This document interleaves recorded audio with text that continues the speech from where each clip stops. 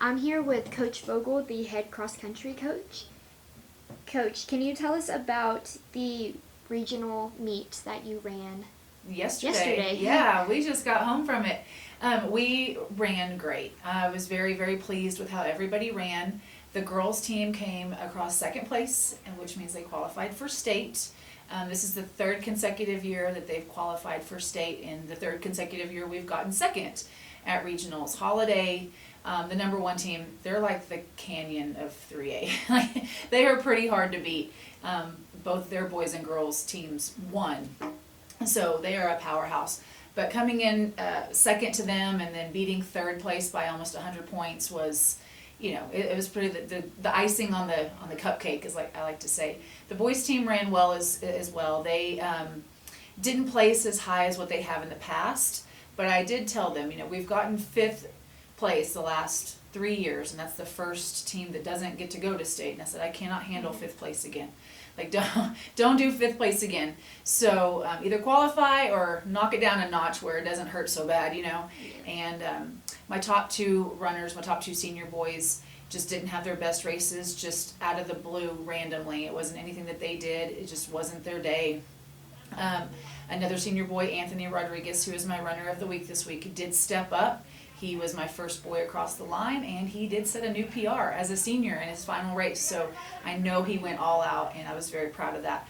The freshman and sophomore that ran, Baden and Aiden, they ran strong, solid races that I know that are going to just continue and carry over into the next season. Okay. Like you said, that the girls qualified for state. So how are you feeling about that? How's the team feeling about that? I mean, they're excited. It was all that anticipation ahead of time of the what if we don't, and because they want it so much, they just don't want anything to go wrong.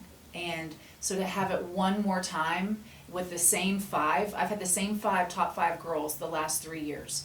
So that's a pretty special, monumentous situation to have the same top five runners for 3 years in a row that have set the standard, and doing it one more time together, that's what's special.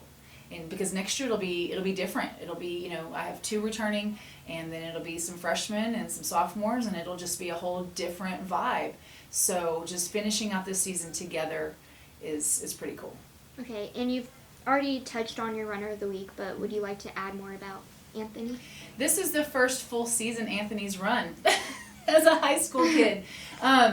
He's had medical issues, or he's been injured, or there's just been things that along the way where he has not, or COVID.